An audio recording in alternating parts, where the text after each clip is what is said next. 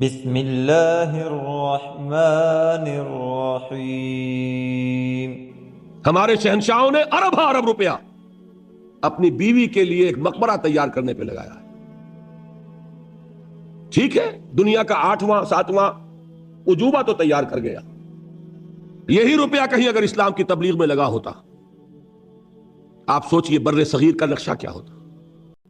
لیکن دلوں کی دنیا کو صرف ایمان بدل سکتا ہے اور کوئی شے نہیں بدل سکتی، کوئی قانون کوئی دستور نہیں بدل سکتا۔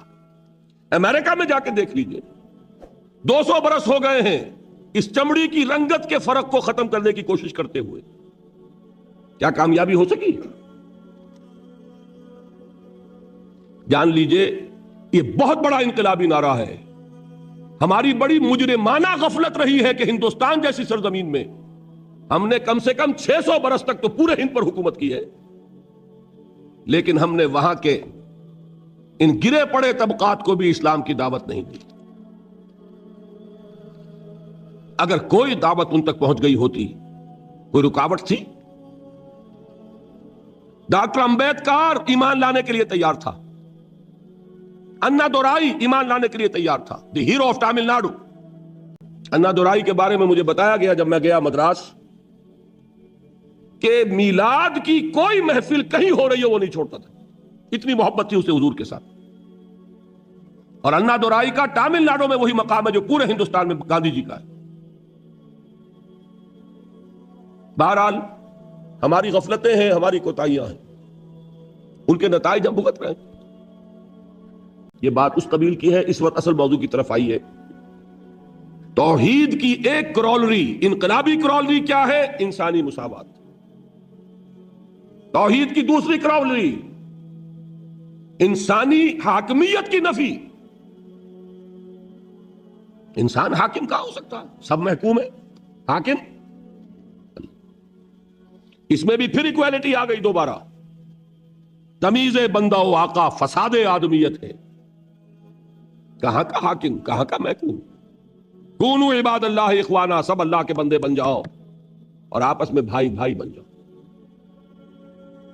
حاکمیت خدا بند، غیر اللہ کی حاکمیت شرک ہے، بغاوت ہے، فتنہ ہے، فساد ہے۔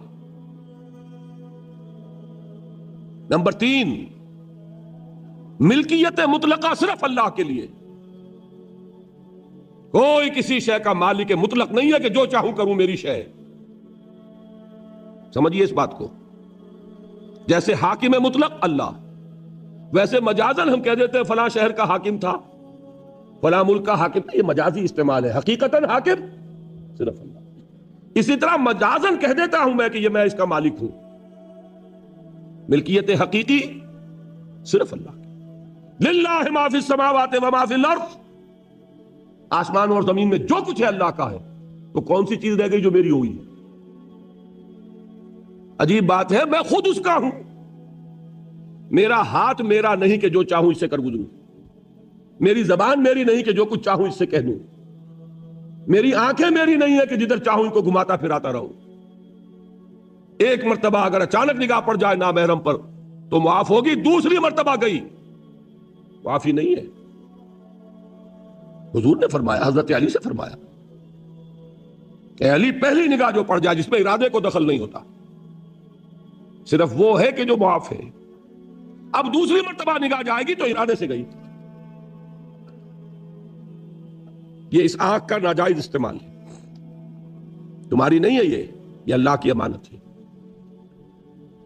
سیاست کے میدان میں حاکمیت کی بجائے خلافت، اور معاشیات کے میدان میں ملکیت کی بجائے امانت۔ این امانت چند روزہ نزدماس، در حقیقت مالک ہر شے خداس۔ اور یہ شعر اس دور کا کسی شاعر کا ہوتا تو آپ کہتے ہیں کوئی کمیونزم سے متاثر ہو گیا ہوگا۔ یہ کس کا شعر ہے؟ این امانت چند روزہ نزدماس، در حقیقت مالک ہر شے خداس۔ کس کا شعر ہے؟ شیخ سعدی رحمت اللہ علیہ کا۔ یہ ہے اصل میں، تفصیل تو ہے، میرے کیسٹس 4 5 5، ان کی تقریریں جو میں نے کی مسجد دارالسلام میں، اسلام کا سیاسی نظام، اسلام کا معاشی نظام، اسلام کا سماجی نظام، ان کے سیٹس لیجئے، سنیے۔ ایک ایک بات بتائی ہے جو ان تینوں نظاموں سے متعلق ہے، جو در حقیقت یہ سب کیا ہے؟ فقط ایک نقطہ ایما کی تفسیریں. یہ ایک ہی توحید کا اصول ہے جس نے سماجی سطح پر انسانی مساوات، سیاسی میدان میں حاکمیت خداوندی اور معاشی میدان میں ملکیت تامہ و مطلقہ صرف اللہ کے لیے، یہ تین اصول دیے. ان کا پرچار ہوگا تو انقلاب اسلامی کا پہلا قدم اٹھے گا. سمجھ گئے میری بات کو؟ اس سے ہٹ کر آپ دعوت کرتے رہیے، نصیحت کرتے رہیے، نماز کی تلقین کرتے رہیے، آپ اتباع سنت کی تلقین کرتے رہیے، انقلابی عمل شروع نہیں ہوگا. لیکن یہ میں نہیں کہتا کہ ثواب سے خالی ہے یہ کام، ثواب ملے گا. یہ میں نہیں کہتا کہ اس میں کوئی بھلائی نہیں ہے، وہ بھلائی تو ملے گی جو حضور نے فرمایا. وہ بھی حضرت علی سے خطاب کے فرمایا تھا کہ اے علی، لا یہدی اللہ بک رجلا واحدا خیر لک من حمر النعم، اگر اللہ تمہارے ذریعے ایک انسان کو بھی ہدایت دے دے تو یہ سرخ اونٹوں سے بھی بڑی دولت ہے.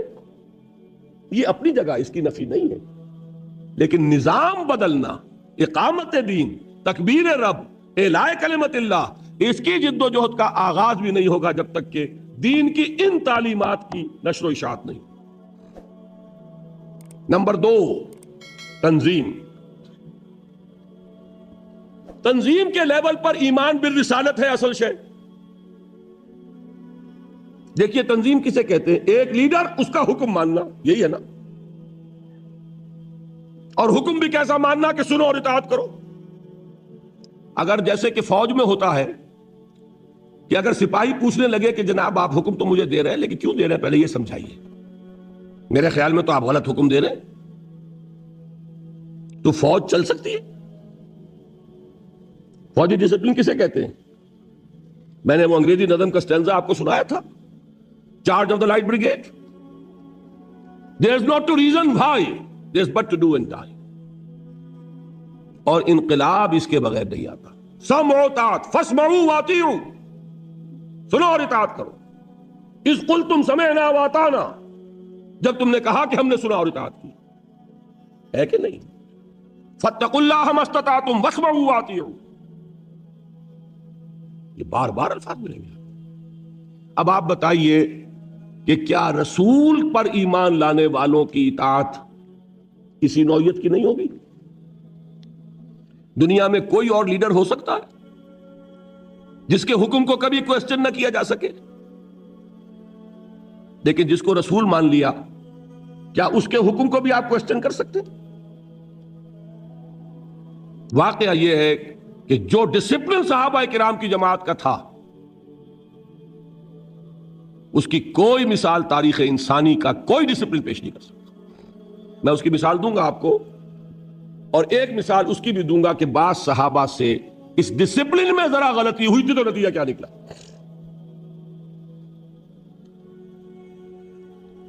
لیکن یہ جان لیجئے کہ رسول ماننے کے بعد تو اب آپ چوں کر سکتے ہی نہیں نا. ما کان لمؤمن ولا مؤمنۃ اذا قضى الله ورسوله امرا ان يكون لهم الخيرة من امرهم. کسی مومن مرد اور مومن عورت کے لیے یہ ممکن ہی نہیں ہے کہ جب اللہ اور اس کے رسول کی طرف سے کسی بات کا فیصلہ ہو جائے تو پھر وہ یہ سوچے کہ ہمیں بھی کوئی اختیار ہے کہ نہیں، ہے کہ نہیں. لیکن اس میں ایک بات سمجھ لیجئے، آئندہ کے لیے میں نے آپ کو بتایا حضور نے انقلاب برپا کیا عرب میں. عالمی انقلاب کی ذمہ داری کس کے حوالے کی؟ امت کے. خلافت راشدہ میں صحابہ نے اس کو پورا کیا. عالمی سطح تک پہنچنے سے پہلے ایک یہودی سازش نے انٹرنل سیبوٹاج کر دیا، بعد قدم رک گئے، اس کے بعد سے پسپائی شروع ہو گئی. لیکن ہو کر رہے گا، ہو نہیں سکتا کہ محمد الرسول اللہ صلی اللہ علیہ وسلم کی بعثت ہو عالمی اور دین کا عالمی غلبہ نہ ہو، یہ ممکن نہیں ہے. ہو کر رہے گا. اچھا اب جو کریں گے کیا کوئی رسول ہوگا؟ چلیے اہل تشیع کے لیے تو پھر بھی کچھ ہے ذہن میں کہ کوئی امام معصوم ہوگا. ہم تو اس کے بھی قائل نہیں. ہم نہ امامت معصومہ کے پہلے قائل، نہ آئندہ قائل. ہم حضرت ابوبکر کو امام معصوم نہیں سمجھتے، یا سمجھتے ہو؟ تو اب آپ بتائیے پھر کیا ہوگا؟ اس کے لیے محمد الرسول اللہ صلی اللہ علیہ وسلم نے اپنی سنت چھوڑی، سنت بیعت۔ بیعت صرف نبی کی نہیں ہوتی، بیعت تو کسی کی بھی ہو سکتی۔ بیعت عقبہ اولا، بیعت عقبہ ثانیہ، بیعت رضوان، بیعت جہاد، نحن الذین بایعوا محمدا علی الجہاد ما بقینا ابدا۔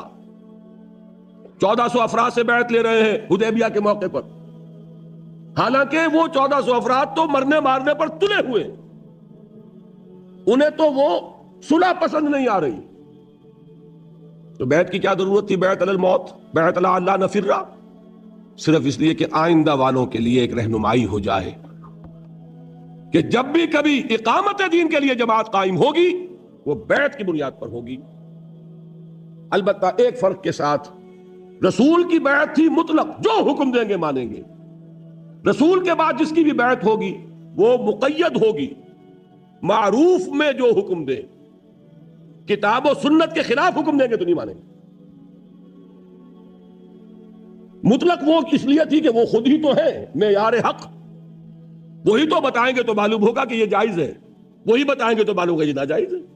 لہذا ان کی اطاعت جو تھی صلی اللہ علیہ وسلم وہ اس میں انکنڈیشنل تھی، نو کنڈیشنز نو لمیٹیشنز۔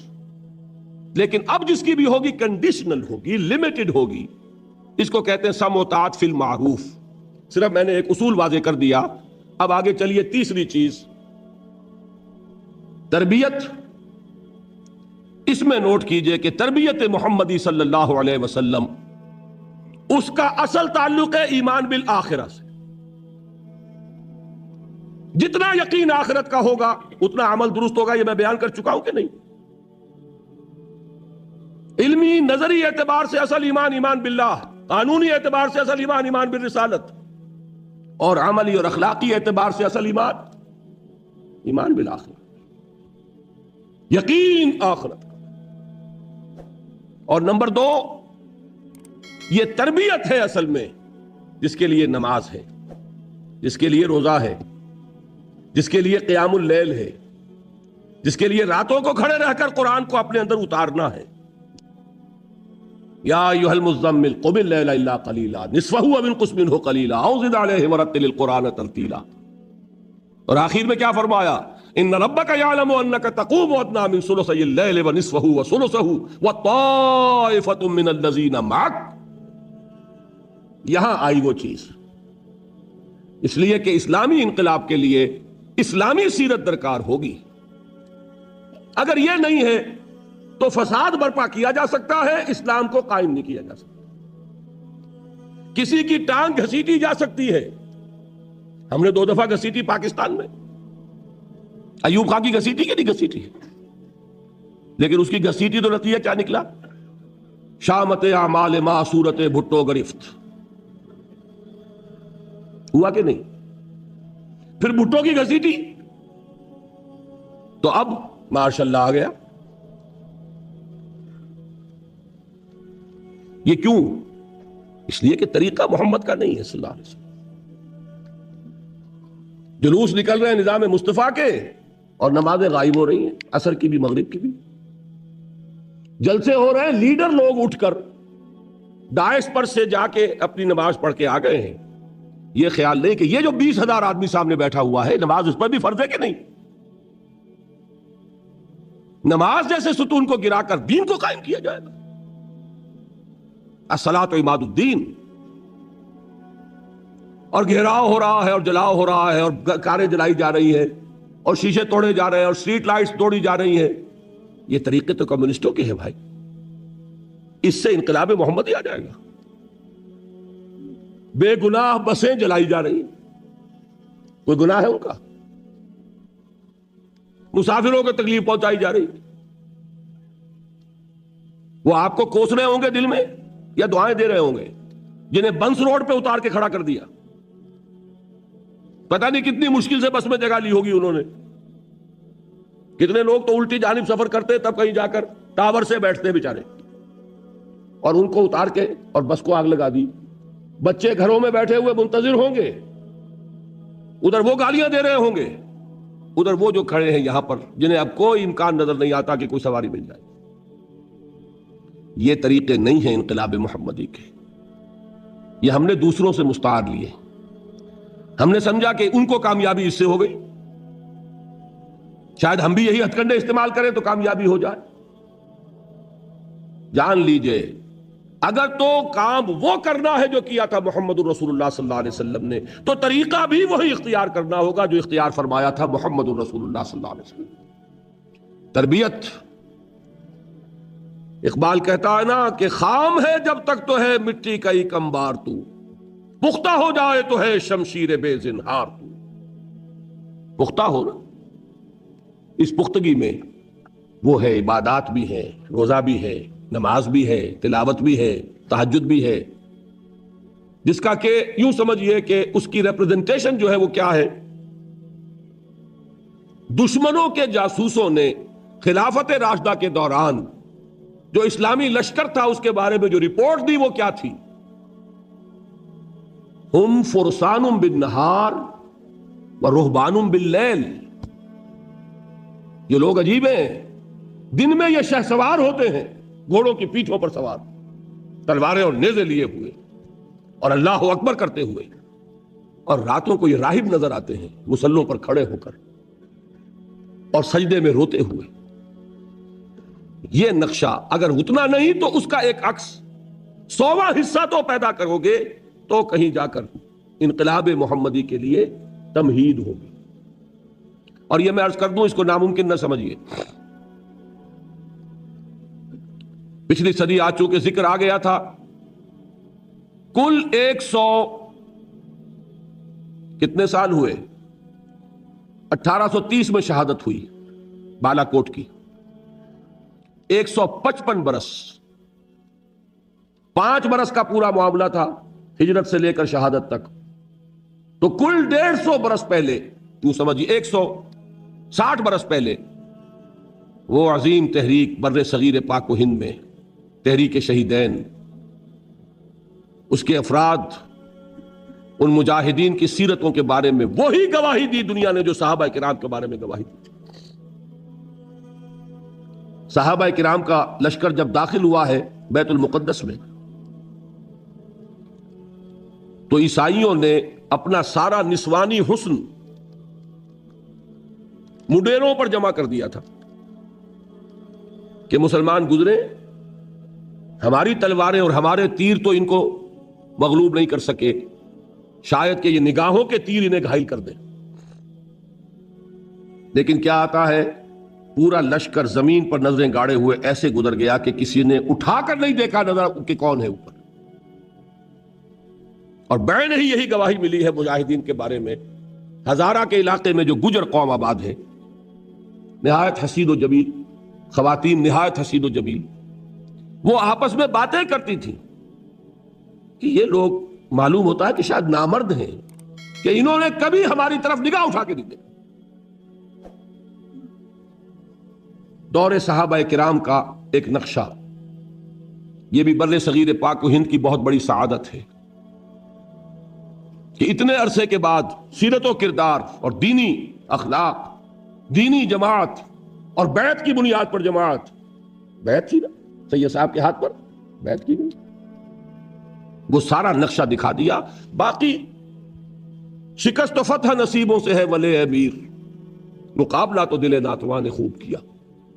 یہ بات تو یہ ہے کہ بہت سے انبیاء ناکام ہو گئے دنیاوی اعتبار سے، اس میں کوئی حرج کی بات نہیں، دنیاوی اعتبار سے ناکامی کوئی بڑی بات نہیں اگر اخروی کامیابی، اور اس میں کسی شک و شبے کی گنجائش نہیں۔ تو 3 چیزیں کیا ہوئیں؟ دعوت توحید کے حوالے سے، تنظیم جو صحابہ کی تھی رسالت، اور اب ہوگی تو بیعت سموتات فی المعروف کے حوالے سے، تربیت وہ تربیت محمدی صلی اللہ علیہ وسلم کا طریقہ۔ اس سے کیا بنا؟ ایک جماعت، ایک جمعیت، ایک قوت، بنیان مرصوص۔ اس کے ساتھ چوتھا عمل چلا ہے، وہ بھی مکی دور میں۔ اس پورے عرصے میں 12 برس میں کیا حکم تھا مسلمانوں کو؟ کفو ایدیکم۔ قانون تو شریعت کا ہمیشہ سے یہ ہے، بدلے کا، قصاص کا ہے، دانت کے بدلے دانت اور کان کے بدلے کان ہے کہ نہیں؟ لیکن اس عمل انقلابی عمل میں اقامت جدوجہد میں وہ قانون نہیں چلے گا. اس میں جب دین غالب آ جائے گا، اسلامی ریاست قائم ہو جائے گی، تو وہ قانون نافذ ہوگا. اس میں کیا ہے؟ مارے کھاؤ، ہاتھ نہ اٹھاؤ، ٹکڑے اڑا دیے جائیں تمہارے، تب بھی تم کوئی کارروائی نہیں کر سکتے. میں عرض کرنا چاہتا ہوں، گاندھی کا یہ اعتراف ہے کہ میں نے عدم تشدد حضرت مسیح اور حضرت محمد سے سیکھا. اور واقعہ یہ ہے کہ اگر کانگریس کی موومنٹ ابتدا ہی سے تشدد پہ اتر آتی تو ختم کر دیا. چورا چوری کا ایک واقعہ ہو گیا تھا. ایک جلوس نے بہار میں، یہ جگہ ہے، تھانہ ہے، تھانے کے اوپر حملہ کر دیا. گاندھی نے پوری موومنٹ کال آف کر دی. If you can't remain peaceful, if you can't obey my command, then I can't take the responsibility of leading you. اور ایک بات میں اور بتا دوں آپ کو، سکھوں کی ایک تحریک تو آج کل چل رہی ہے. اس تحریک کی بدقسمتی ہے یہ کہ یہ ابتدا ہی سے وائلنٹ ہو گئی. اس کا کتنا بڑا نقصان ہوا ہے اس کا سب کو اندازہ ہے. کہ ٹھیک ہے، قوم ہے، اس کی جان ہے، وہ ابھی قربانیاں دے رہی ہے، لیکن یہ کہ جو کچھ جتنی قیمت وہ دے چکی ہے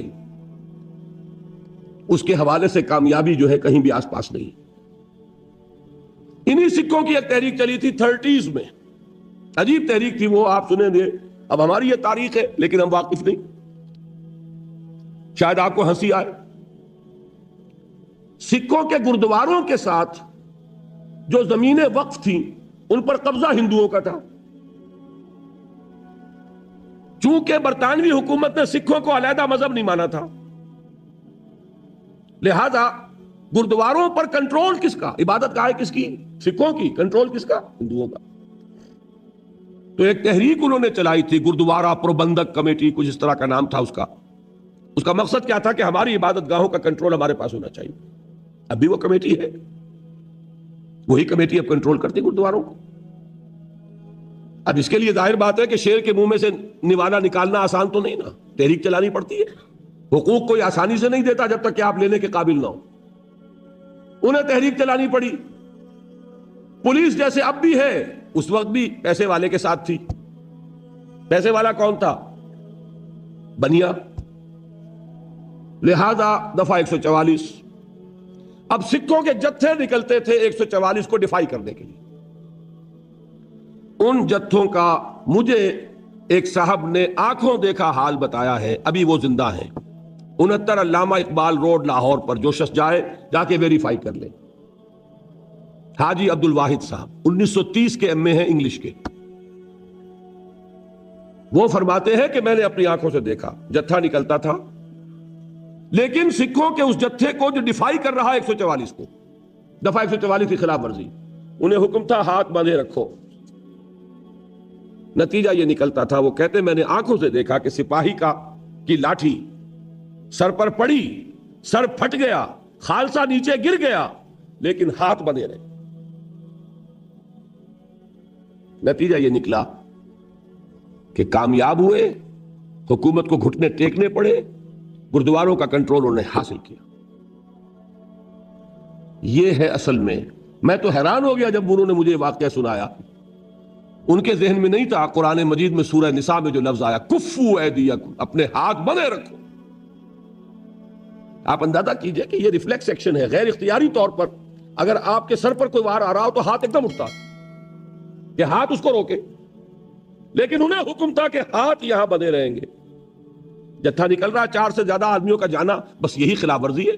50 کا جتھا نکلا، خلاف ورزی تو ہو گئی، لیکن کوئی توڑ پھوڑ نہیں. توڑ پھوڑ تو دور رہا، تمہارے اوپر لاٹھی پڑے تب بھی ہاتھ نہ اٹھے. یہ وہ چیز تھی کہ جس نے انہیں کامیابی سے ہمکنار کیا. اور یہی ہمیں نظر آ رہا ہے. میں پھر کہہ رہا ہوں، یہ تو بہت بات کی چیزیں ہیں. یہ کہاں تاریخ میں اس سے پہلے اس کی کوئی مثال ہے؟ صرف 2 مثالیں ہیں. یا حضرت مسیح علیہ السلام کے 3 سال، انہوں نے فرمایا تھا کہ تمہارے داہنے گال پر کوئی تھپڑ مارے تو بایاں بھی پیش کرو. کوئی شخص نالش کر کے تمہارا چوغا لینا چاہے کرتا بھی دے دو.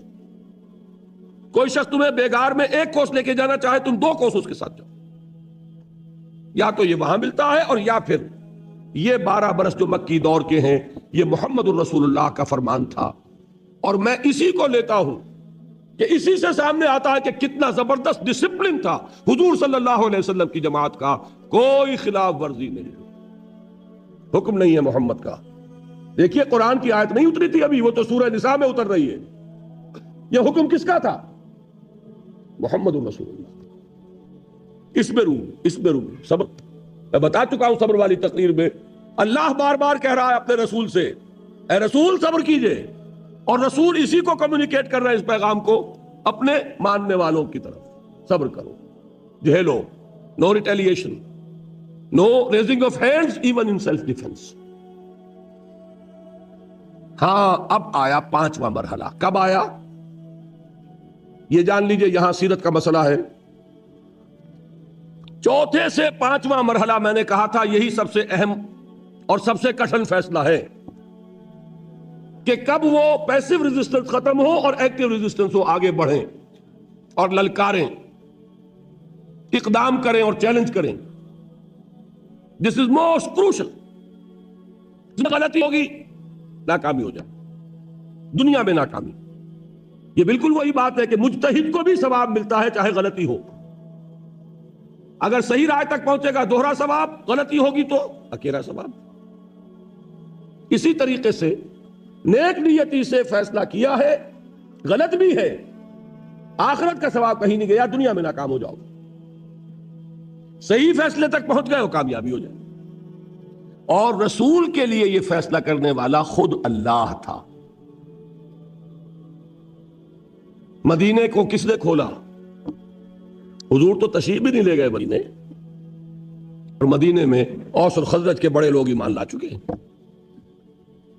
مکہ خون کا پیاسا ہے، مدینے میں استقبال کی تیاریاں ہو رہی۔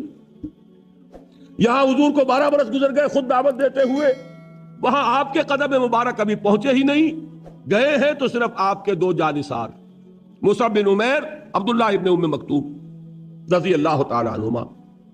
بہرحال یہ اللہ کا فیصلہ ہے، اللہ نے تمکن عطا فرمایا۔ اب جب حضور تشریف لے جا رہے ہیں مدینے کی طرف تو آیت نازل ہو گئی، اذن للذین یقاتلون بانہم ظلموا وان اللہ علی نصرہم لقدیر الذین اخرجوا من دیارہم بغیر حق الا ان یقولوا ربنا اللہ۔ اوزینا اجازت دی گئی ان کو جن پر ظلم و ستم کے پہاڑ رہے، جن کے ابھی تک ہاتھ باندھ دیے گئے تھے آج کھول دیے گئے۔ They can retaliate، وہ آگے بڑھیں۔ اب وہ پابندی ختم ہو گئی۔ میں یہ کسی اپنی تقریر میں بیان کر چکا ہوں کہ مدینے پہنچ کر یہ نہیں ہوا، یہ مغربی مفکرین اس کو فلائٹ ٹو مدینہ لکھتے ہیں، بڑا ان کا لطیف انداز ہوتا ہے طنز کا بھی اور جڑیں کاٹنے کا بھی۔ فلائٹ کہتے ہیں فرار کو، یہ فرار نہیں تھا، یہ ہجرت تھی، زمین و آسمان کا فرق۔ اور وہاں جا کر کوئی کمر کھول کر آرام نہیں کرنا تھا، وہ تو جس بیس کی تلاش میں آپ گئے تھے طائف، وہ بیس اللہ کی مشیت میں مدینہ منورہ کو بننا تھا۔ وہاں جا کر اپنی اس تحریک کو، اپنی اس موومنٹ کو، اپنی جد و جہد کو، اقامت دین کی جو وہ جد و جہد ہے اسے اب اگلے مرحلے میں لانا۔ صرف 6 مہینے حضور نے لیے ہیں انٹرنل کنسولیڈیشن کے، مواخات بین المہاجرین والانصار، نمبر 2 مسجد نبوی کی تعمیر، نمبر 3 یہود کے ساتھ معاہدے۔ 7ویں مہینے آپ نے چھاپا مار دستے بھیجنے شروع کر دیے، اگرچہ اس میں گئے صرف مہاجرین، انصار نہیں۔ اس کی ایک وجہ تھی، انصار نے جب درخواست کی تھی کہ حضور آپ تشریف لے آئیے مدینے، تو الفاظ یہ کہے تھے کہ ہم آپ اگر مدینے پر حملہ کریں گے یہ مکے والے تو ہم آپ کی حفاظت کریں گے جیسے کہ اپنے اہل و عیال کی کرتے ہیں۔ اور مدینے پہ حملہ بھی ہوا ہی نہیں ہے، یہ تو حضور اقدام کر رہے ہیں نا۔ لہذا بہت اہم ہے یہ بات، یہ تمام سیرت کی کتابوں میں واقعات موجود ہیں، لیکن ان کے بٹوین دی لائنز کہ یہ ایک انقلابی عمل کا تقاضا تھا کہ اس وقت یہ ہوتا، بس یہ سمجھنے کی بات ہے۔ حکمت کیا ہے، وزڈم کیا ہے، فلسفہ کیا ہے، یہ میں آپ کو فلسفہ سیرت آج پڑھا رہا ہوں۔ آپ اس کو سامنے رکھیے گا اور پھر سیرت کا مطالعہ کیجیے. واقعات تو وہی ہے. 8 مہمیں ہیں غزوہ بدر سے پہلے پہلے. بعض میں حضور خود بھی تشریف لے گئے, بعض میں آپ نہیں تشریف لے گئے, آپ نے ایک دستہ بھیج دیا. ان سے آپ نے کیا کیا؟ یہ اقدام ہے. کیا کیا؟ 2 کام میں بتا چکا ہوں. پولیٹیکل آئسولیشن آف قریش اور اکنامک بلاکیڈ آف مکہ. آپ ایک مہم پر تشریف لے گئے, چند کچھ عرصے ایک علاقے میں رہے, وہاں کے قبیلے کے سرداروں سے ملاقاتیں کی, ان سے معاہدہ کر لیا, انہیں حلیف بنا لیا. یا تو پہلے وہ حلیف تھے قریش کے, تو اب حلیف قریش کے بھی ہو گئے اور حضور کے بھی ہو گئے, نیوٹرل تو ہو گئے نا. یا یہ کہ ان کا ادھر سے معاہدہ ٹوٹ گیا, ادھر حضور کے ساتھی ہو گئے, تو قریش کی طاقت سکڑ رہی ہے کہ نہیں؟ یہی ہے پولیٹیکل آئسولیشن کی اصطلاح. اکیلے کر دو دشمن کو. نمبر 2, ان کی ساری جو معیشت کا دار و مدار تھا تجارت پر, کاروان روٹس, رحلۃ الشتاء والصیف, لإلاف قریش إلافهم رحلۃ الشتاء والصیف. شام کی طرف راستہ جا رہا ہے تو بدر کے پاس سے گزر کر, بدر مکے سے 200 میل اور مدینے سے کل 80 میل. مدینے والوں کے لیے آسان ہے کہ نہیں انٹرسیپٹ کرنا؟ اور یہ تو قریب تھا. حضور نے ایک دستہ بھیجا کہاں؟ وادی نخلا میں. نخلا ہے مکے اور طائف کے درمیان. یہ تو ذہن میں ہوگا, طائف جنوب میں ہے مکے کے, اور مدینہ شمال میں ہے. Absolutely opposite direction. بات صرف قرب کی نہیں ہے, 300 میل کے فاصلے پر بھی ایک دستہ بھیجا. اور انسٹرکشن کیا تھی؟ سٹے ایٹ نخلا, وہاں قیام کرو اور قریش کی نقل و حرکت کو اپنی نگاہ میں رکھو اور ہمیں اطلاع دیتے رہو. یہ 2 چیزیں ذہن میں رکھی, اور جدید اصطلاحات کے حوالے سے بات آسان ہو رہی ہے. یہ ہے اقدام, یہ ہے دکھتی رگ کو چھیڑنا. اس کے نتیجے میں میں ایک لفظ کہا کرتا ہوں, سانپ بل سے باہر آیا. 1000 کا لشکر لے کر ابو جہل نکلا. میں ایک بات آپ کو سمجھا دوں, یہ کہیں اور آپ کو نہ ملے. دیکھیے, یہ جان لیجئے, انگریزی دور میں ہم نے سیرت کو بھی مسخ کیا ہے. اس کی وجہ کیا تھی؟ واقعات کو مسخ نہیں کیا, بٹوین دی لائنز جو کچھ تھا اس کو مسخ کیا ہے. ہم پر اعتراض ہوتا تھا, یہ مسلمان بڑی خونی قوم ہے, انہوں نے جہاد کیا, اسلام انہوں نے تلوار سے پھیلایا. ہم جو نہیں بھائی نہیں, کیوں ایسی بات کرتے ہو, ہم نے کبھی تلوار نہیں اٹھائی, اور ہم نے تلوار صرف مدافعت میں اٹھائی. یہ سارا کیا تھا؟ وہ اپولوجیٹک انداز. مدافعت کا کیا سوال؟ مسلمان کے جان میں جان ہو اور وہ نظام باطل کو رہنے دے, اس کے ایمان کے منافی ہے. افراد کو کبھی نہیں مجبور کیا جائے گا, اور کبھی نہیں کیا گیا کہ وہ اپنے عقیدے کو بدلیں. لیکن نظام اگر مسلمان کے جان میں جان ہو اور پھر نظام باطل کے غلبے کو برداشت کر لے تو منافق ہے. طاقت کی اور طاقت ہوتی کائے کے لیے؟ اگر ہو حق کا بول بالا کرو. طاقت حضور نے اقدام کیا. میں آپ کو بتانا چاہتا ہوں, اگر حضور نے یہ اقدام نہ کیے ہوتے, حضور اگر مکے میں مدینے میں تشریف فرما رہتے, تربیت کرتے رہتے, وہی عمل جو مکے میں کر رہے تھے 12 برس یہاں بھی کر سکتے تھے کہ نہیں؟ اگر حضور کی طرف سے اقدام نہ ہوتا مکہ کبھی چڑھائی نہ کرتا. اس کو نوٹ کر لیجئے کہ مکے میں جہاں جن کو جدید اصطلاح میں کہتے ہیں ہاکس, جن کے سر پر جنگ کا جنون ہوتا ہے, وہ بھی تھے. ابو جہل تھا, عقبہ ابن ابی معیط تھا, نضر ابن حارث تھا. یہ کون تھے؟ یہ ہاکس تھے. یہ چاہتے تھے کہ ہر حال میں اب ہم جائیں اور محمد کو مدینے میں بھی چین سے نہ بیٹھنے دیں صلی اللہ علیہ وسلم. لیکن مکے میں ڈوز بھی تھیں, شریف لوگ بھی تھے. عتبہ ابن ربیعہ بھی تھا, حکیم بن حزام بھی تھے. یہ بعد میں ایمان لے آئے ہیں, لیکن یہ وہ ہیں حضرت خدیجہ کے کزن ہیں. پھوپھی اور ماموں زاد بہن بھائی کا رشتہ ہے آپس میں. جب شیب بنی ہاشم میں تھے حضور اور حضور کے اہل خانہ, تو کبھی راتوں کو تاریکی میں پورے پہاڑ پر چڑھ کر اتر کر کچھ کھانے پینے کی چیزیں پہنچاتے تھے. شریف تھے کہ نہیں؟ مکے میں ابھی عباس بھی تھے کہ نہیں؟ جہاں ابو لہب تھا موجود وہاں عباس بھی تو تھے جو بعد میں ایمان لے آئے. تو وہاں وہ لوگ تھے. اور عتبہ ابن ربیعہ کی ایک بات بڑی اہم ہے جو تاریخ میں ریکارڈ پر موجود ہے. اس نے قریش کو یہ مشورہ دیا کہ اب میں اس کے الفاظ نقل کر رہا ہوں، سمجھیے، محمد کو عرب کے حوالے کر دو. اگر تو محمد عرب پر غالب آ جائیں تو ہمارا نقصان نہیں ہے، قریش ہی کا غلبہ ہوگا نا. ذرا اس کے ذرا سیاسی تدبر کو داد دیجیے. محمد کون ہے؟ اپنا ہی آدمی ہے. اگر ان کو غلبہ ہو جاتا پورے عرب پر تو قریش کی حکومت قائم ہو جائے گی پورے عرب پر. اور اگر عرب ختم کر دے محمد کو صلی اللہ علیہ وسلم تو جو تم چاہتے ہو وہ ہو جائے گا، اور تمہیں اپنے بھائیوں کے خون سے اپنی تلواروں کو رنگین نہیں کرنا پڑے گا. کتنی گہری بات ہے. وہ بھی تھا موجود. جنگ کیوں ہوئی؟ ایک تو کفار کا آدمی مارا گیا اس دستے سے جو نخلا بھیجا گیا تھا. اتفاقاً مٹ بھیڑ ہو گئی، اللہ کو جو کرانا ہوتا ہے کروا لیتا. کفار کا آدمی مارا گیا مسلمانوں کے ہاتھوں، قافلہ لوٹ لیا انہوں نے اور وہ مال غنیمت لے کر پہنچ گئے مدینے.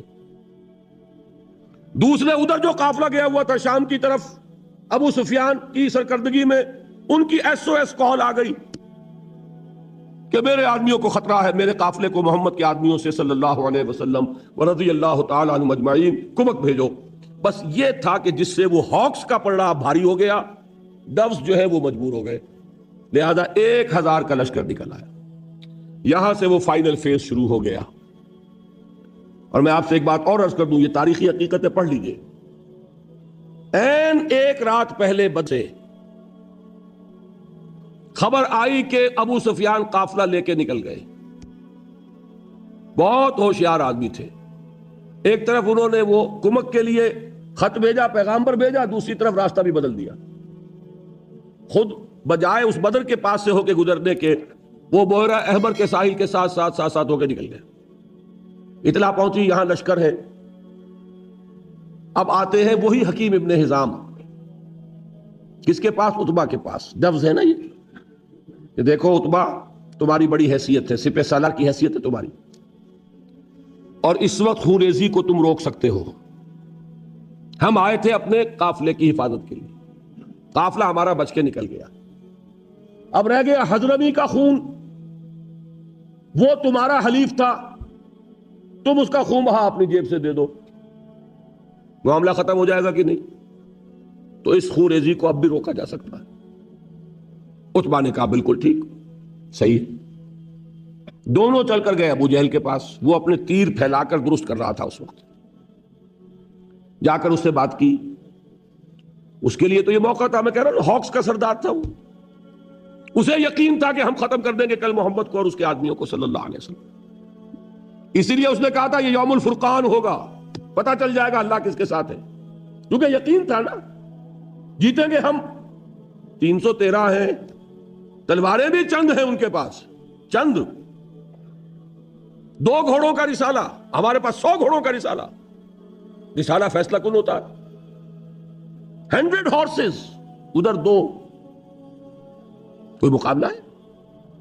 اسے یقین تھا کہ جیتیں گے، لہذا اس نے پہلے سے پروپیگنڈا شروع کر دیا یوم الفرقان ہوگا، یہ پتہ چل جائے گا اللہ کس کے ساتھ ہے، کون حق پر ہے کون باطل پر ہے. یہ دوسری بات ہے، اللہ نے واقعی اسے یوم الفرقان بنا دیا. لیکن اس کے پاس جب آ کے انہوں نے کہا، اس نے ایسا تانا مارا ہے. عتبہ ابن ربیعہ کا بڑا بیٹا کے بڑے بیٹے حضرت حذیفہ، ابو حذیفہ، یہ ایمان لا چکے تھے، یہ حضور کے ساتھ تھے. ابو جہل نے تانا مارا، معلوم تھا عتبہ بیٹے کو سامنے دیکھ کر تم پر بزدلی آ گئی. نمبر 1 اور نمبر 2 بلایا اس حضرمی کے بھائی کو جو مارا گیا تھا مسلمانوں کے ہاتھوں. دیکھو یہ تمہارے بھائی کے خون کا بدلہ سامنے آ کر بھی بچ کر جا رہا ہے، یہ لوگ واپس جانا چاہ رہے ہیں. اور یہ بھی معلوم ہونا چاہیے بعض لوگ واپس چلے گئے تھے وہاں سے قریش کے لشکر سے، اسی پلی پر کہ چونکہ ہم آئے تھے اس لیے وہ معاملہ ختم ہو چکا، ہم لڑنے کو تیار تھے. قریش کا کہ دو گھرانے غالباً ہیں جو نکل گئے تھے واپس. بہرحال عتبہ، یہ عرب کی اب نفسیات ہے، جب اسے تانا لگا ہے اس نے کہا کہ کل وقت بتائے گا کہ کون بزدل ہے اور کون بہادر ہے. یہی وجہ ہے کہ اگلے دن پھر سب سے پہلے میدان میں کون آیا؟ عتبہ. اسے وہ اپنے ماتھے کا داغ دھونا تھا بزدلی کے تانے کا. عتبہ آیا اپنے بھائی کو لے کر، شیبہ، بیٹے کو ولید، بڑے بیٹے سامنے تھے ابو حذیفہ. اور آپ کو معلوم ہے کہ پھر مبارزت ہوئی، حضرت حمزہ کے ہاتھوں عتبہ، حضرت علی کے ہاتھوں باقی دونوں، شیبہ بھی اور ولید بھی ختم ہوئے. ہاں، حضرت عبیدہ ابن حارث رضی اللہ تعالیٰ عنہ وہ زخمی ہو گئے. بہرحال میں جو بتانا ہے وہ کیا ہے، یہ تھا اقدام کے نتیجے میں آرمڈ کانفلکٹ. یہ آرمڈ کانفلکٹ مسلح تصادم رہا 6 برس، اپس اینڈ ڈاؤنز. اپس میں سب سے پہلے بدر، 70 قرشی مارے گئے اور مسلمان 13 شہید ہوئے میدان میں آن دی اسپاٹ. 14ویں وہ عبیدہ ابن حارث جو زخمی ہو گئے تھے، ان کا انتقال ہو گیا مدینے واپسی میں. لیکن اگلے سال کیا ہوا؟ احد. یہ میں اس لیے بتانا چاہتا ہوں کہ ڈسپلن کی اہمیت کا اندازہ ہو جائے. 70 صحابہ شہید، حضور زخمی، دندان مبارک شہید، چہرہ مبارک لہو لہان. ایک بہت بڑی زک مسلمانوں کو اٹھانی پڑی. کس وجہ سے؟ سورہ آل عمران میں اللہ نے فرمایا لَقَدْ صَدَقَكُمُ اللَّهُ وَعْدَهُ. اے مسلمانوں، تم ہمیں بلیم نہیں کر سکتے، اللہ نے تو اپنا وعدہ تم سے پورا کر دیا تھا. اِذْ تَحُسُّونَهُمْ بِإِذْنِهِ، جبکہ تم اپنے دشمنوں کو گاجر مولی کی طرح کاٹ رہے تھے. جنگ شروع ہوئی اور فتح ہو گئی، بھگدڑ مچ گئی، 3000 کا لشکر بھگدڑ. اب وہ غلطی ہوئی، وہ گھاٹی پر 50 تیر انداز. حضور نے فرمایا تھا کہ تمہیں یہاں سے ہرگز نہیں ٹلنا. حضرت جبیر کی سرکردگی میں، چاہے تم یہ دیکھو کہ ہم سب شہید ہو گئے اور ہماری بوٹیاں نوچ نوچ کر پرندے کھا رہے ہیں، تب بھی یہاں سے مت ہلنا. لیکن جب فتح ہو گئی، غلطی ہوئی، انڈسپلن. حضور کے حکم کے بارے میں تو میری اپنی تحقیق یہ ہے کہ تعویل کی ہے انہوں نے. غلطی اس معنی میں نہیں تھی کہ حضور کے حکم کو جان بوجھ کر توڑا، اس لیے کہ حضور کے الفاظ تھے شکست کی کیفیت والے. یہاں ہو گئی تھی فتح. تو صحابہ کرام یہ جان لیجئے، اس لیے کہ منافقین وہاں اب کوئی نہیں تھا. منافق جا چکے تھے احد سے پہلے عبداللہ ابن ابی کے ساتھ. یہاں کوئی منافق نہیں تھا، سب مومنین صادقین تھے. لہذا جان بوجھ کر حضور کے حکم کی خلاف ورزی نہیں ہو سکتی تھی. تعویل کیا ہوئی کہ حضور نے شکست کے بارے میں فرمایا تھا نا، یہاں تو فتح ہو گئی، لہذا حکم اپلائی نہیں کر رہا. البتہ خلاف ورزی ہوئی. کمانڈر بھی اگر یہ کہہ دیتا کہ ہاں ٹھیک ہے تو بات اور تھی. وہاں جو کمانڈر ہے اس نے اجازت نہیں دی، وہ پکارتے رہ گئے کہ دیکھو کہاں جا رہے ہو، مت جاؤ. تو آن دی اسپاٹ جو بھی ڈسپلن کا تقاضا کیا ہے، جو آپ کا امیڈیٹ، جو آپ کا آفیسر ہے، اس کا حکم ماننا پڑے گا کہ نہیں. حضور نے فرمایا من اطاعنی فقد اطاع اللہ ومن عصانی فقد عصى اللہ ومن اطاع امیری فقد اطاعنی ومن عصى امیری فقد عصانی. جس نے میری اطاعت کی اس نے اللہ کی اطاعت کی، جس نے میری نافرمانی کی اس نے اللہ کی نافرمانی کی. جس نے میرے مقرر کردہ امیر کی اطاعت کی اس نے میری اطاعت کی، جس نے میرے مقرر کردہ امیر کی نافرمانی کی اس نے میری نافرمانی کی. وہ جو کمانڈر تھے ان کی نافرمانی، یہ انڈسپلن ہے. قرآن کہتا ہے وَلَقَدْ صَدَقَكُمُ اللَّهُ وَعْدَهُ إِذْ تَحُسُّونَهُم بِإِذْنِهِ حَتَّى إِذَا فَشِلْتُمْ وَتَنَازَعْتُمْ فِي الْأَمْرِ وَعَصَيْتُمْ. تم نے نافرمانی کی، تم ڈھیلے پڑے، تم نے ڈسپلن کو توڑا، اس کی سزا ہے جو ہم نے دی. آپ اندازہ کر رہے ہیں 35 صحابہ کی غلطی اگر تھی اور اس کی سزا 70 کی شہادت ہے، تاکہ پتہ چل جائے کہ ڈسپلن کس شے کا نام ہے، تاکہ تمہیں اپنی خامیوں کا ابھی اندازہ ہو جائے، تمہیں معلوم ہو کہ یہ مسئلہ کتنا اہم ہے.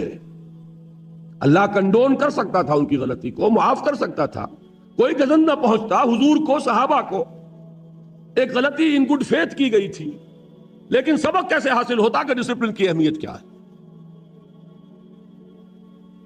بہرحال سال چھٹا ہوا سن 8 ہجری میں رمضان مبارک اور پھر شوال میں، یعنی رمضان میں مکہ فتح ہوا، شوال میں حنین پار کا ہو گیا، طائف کا محاصرہ ہوا۔ بہرحال اس کے بعد پورے عرب میں کوئی طاقت نہیں تھی، جاء الحق وزهق الباطل ان الباطل کان زہوقا۔ اس کے بعد آپ نے اب بیرون عرب پھر جنگ موتا ہوئی، سفر تبوک۔ یہ کیا ہے؟ یہ سلطنت روما سے ٹکراؤ، یہ ہے انقلاب محمدی کی اب بین الاقوامی سطح پر توسیع، جس کا آغاز کر دیا محمد الرسول اللہ صلی اللہ علیہ وسلم نے بنفس نفیس، جس کو کیری آن کیا پھر خلفائے راشدین نے، ابو بکر نے، عمر نے، عثمان نے، رضی اللہ تعالی عنہم اجمعین۔ حضرت علی کا نام میں نے یہاں کیوں نہیں لیا؟ حضرت علی کے خلیفہ بننے سے پہلے ہی وہ یہودی سازش سامنے آ گئی، جس کے نتیجے میں حضرت عثمان شہید ہوئے، جس کے نتیجے میں حضرت علی کا پورا دور خلافت باہمی خانہ جنگی کی نظر ہوئی۔ اس میں ان کا کوئی قصور نہیں، معاذ اللہ ثم معاذ اللہ۔ سازش ہی اتنی بھرپور تھی، اتنی کامیاب تھی، یہودی ذہن اس کی ذہانت کا شاہکار، کہ وہ سیلاب جو بڑھ رہا تھا اس شان کے ساتھ کہ تھمتا نہ تھا کسی سے سیل رواں ہمارا، اس سیلاب کو انٹرنل سیبوٹاج کے ذریعے سے اس کی قوت کو روک دیا۔ بہرحال یہ ہے میرا مطالعہ، یہ ہے انقلاب محمدی کا طریقہ کار، یہ ہے اقامت دین کا طریق۔ اب دیکھیے اس میں حالات کے مطابق اجتہاد کے بعض مراحل آئیں گے۔ دعوت کے نظام میں کوئی تبدیلی نہیں ہوگی۔ اطاعت یا ڈسپلن میں عرض کر چکا ہوں کہ بیعت ہوگی، کوئی امیر، کوئی اب نبی نہیں، رسول نہیں، بیعت ہوگی، لیکن بیعت سمع و اطاعت فی المعروف، مطلق نہیں ہوگی، ان لمیٹڈ نہیں ہوگی۔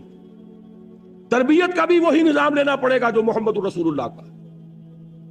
اس کے بعد جب تک کہ اتنی طاقت نہ ہو جائے کہ ایک ڈسپلنڈ فورس، ایک مناسب قوت مقدار کی حد تک تربیت یافتہ لوگوں کی موجود نہ ہو، صرف 3 کام کرنے ہیں: دعوت، تنظیم، تربیت۔ اور اس وقت تک، جب تک کہ وہ مناسب تعداد میں قوت وجود میں نہ آئے، کوئی جوابی کارروائی نہیں، صبر محض، عدم تشدد، پیسیو ریزسٹنس، جھیلو اور برداشت کرو۔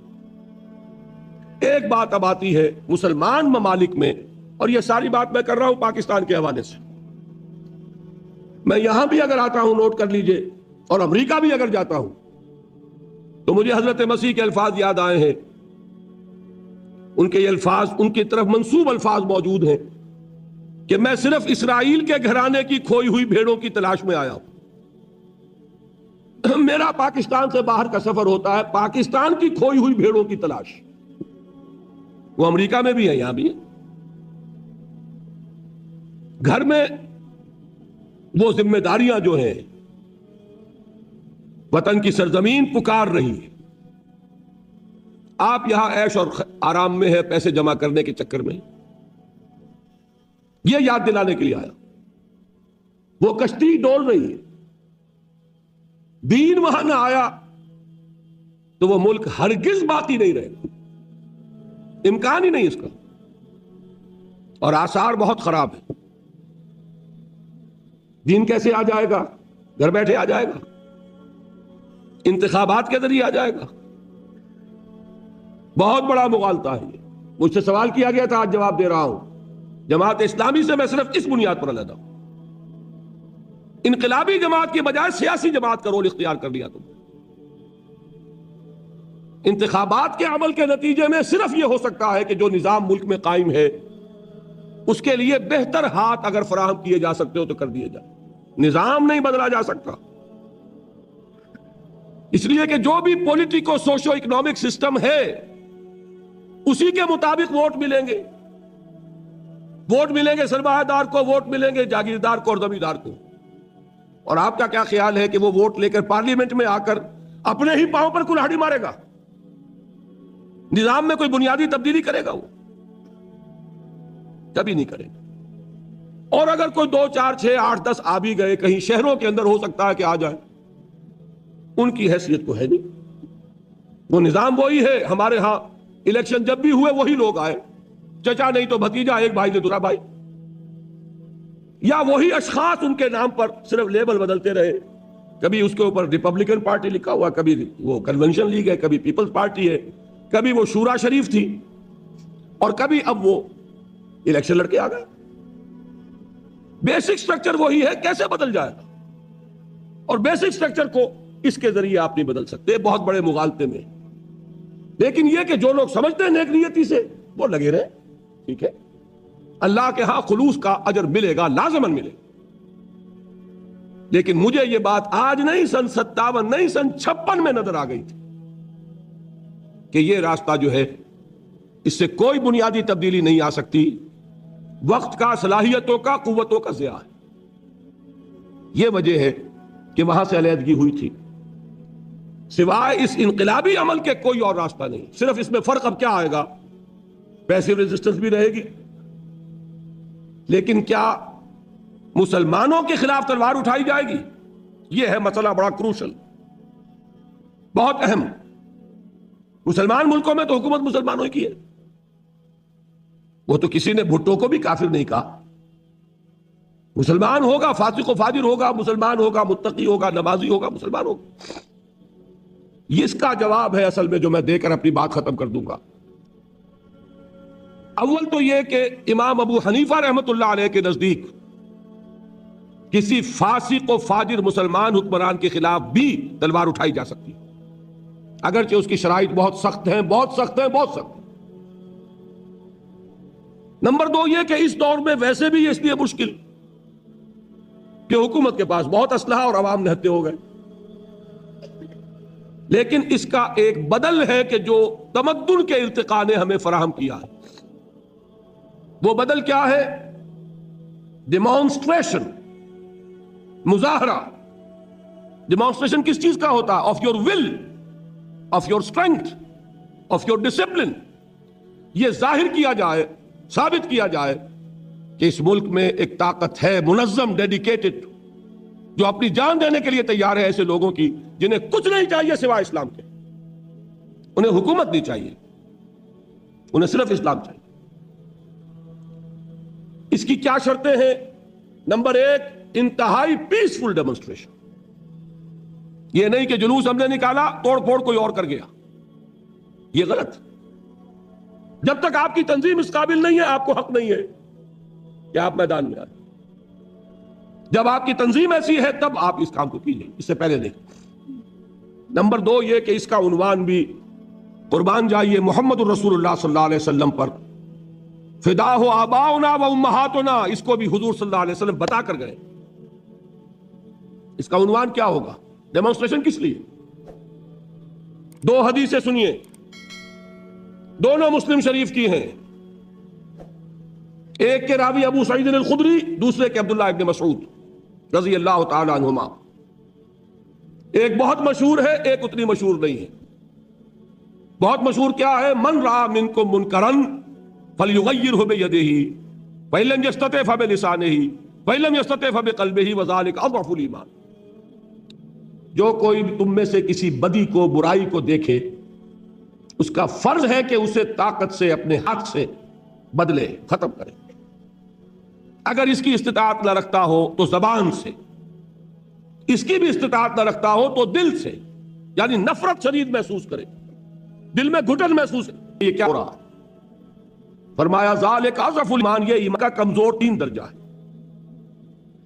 جو شخص منکرات کو دیکھے، اسے گھٹن بھی نہ ہو، رنج بھی نہ ہو، وہ تو سمجھ لیا گیا ڈاؤن دی ڈرین، ایمان کی کوئی رمق موجود نہیں۔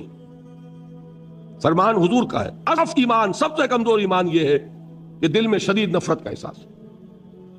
اس سے زیادہ کیا ہے؟ زبان سے کہو کہ خدا کے بندو باز آ جاؤ، اللہ کے غضب کو دعوت مت دو، یہ تو کہو کم سے کم۔ اور اگر اس سے آگے کی طاقت نہیں ہے تو طاقت حاصل کرو، اعدوا لهم ما استطعتم، وہ طاقت حاصل کر کے پھر آؤ میدان میں اور للکاروں کے نہیں ہونے دیں گے، یہ ہماری لاشوں پر ہوگا۔ یہ ہے طریقہ جو محمد نے بتایا صلی اللہ علیہ وسلم۔ دوسری حدیث سنیے، ما بعث اللہ من نبی قبلی فی امتہ الا کان حواریون واصحاب یاخذون بسنتہ ویقتدون بامرہ۔ انہا تخلف خلوف یقولون ما لا یفعلون ویفعلون ما لا یؤمرون فمن جاہدہم بیدہ فہو مومن ومن جاہدہم بلسانہ فہو مومن ومن جاہدہم بقلبہ فہو مومن وما وراء ذلك من الایمان حبۃ خردل ولیس وراء ذلك من الایمان حبۃ خردل. یہ بہت اہم حدیث ہے اور بہت کلیئر ہے. افسوس یہ کہ یہ اتنی عام نہیں ہے. ویسے ہے مسلم شریف کی روایات دونوں روایت کے اعتبار سے ہم پلہ. حضور فرماتے ہیں کہ اللہ نے مجھ سے پہلے جس امت میں بھی کسی نبی کو بھیجا اٹھایا اس میں اس کے اصحاب اور حواری پیدا کیے. وہ اصحاب اور حواری کیا کرتے تھے؟ اصحاب حضور کے، حواری حضرت عیسیٰ کے، دونوں الفاظ جمع کر دیا آپ نے. وہ کیا کرتے تھے؟ وہ اپنے نبی اپنے رسول کی سنت کو مضبوطی سے تھامتے تھے اور جو حکم وہ دیتے تھے اس کی تعمیل کرتے تھے. ثم انہا تخلف من بعدہم خلوف، لیکن اس کے بعد پھر ایسے ناخلف لوگ آ جاتے تھے. وہ کیا کرتے تھے؟ یفعلون ما لا یؤمرون، کرتے وہ تھے جس کا حکم نہیں ہوا. وہ یقولون ما لا یفعلون، اور کہتے وہ تھے جو کرتے نہیں تھے. اب آپ نے فرمایا جو کوئی ایسے لوگوں سے جہاد کرے گا ہاتھ سے وہ مومن ہے، جو جہاد کرے گا زبان سے وہ مومن ہے، جو جہاد کرے گا دل سے وہ مومن ہے. إنا أعطيناك الكوثر فصل لربك وانحر إن شانئك هو الأبتر صدق الله العظيم. السلام علیکم ورحمۃ اللہ وبرکاتہ. آپ دیکھ رہے ہیں ایمان و سکون. مزید اسلامک بیانات سننے کے لیے ہمارے اس چینل کو سبسکرائب کیجیے. شکریہ.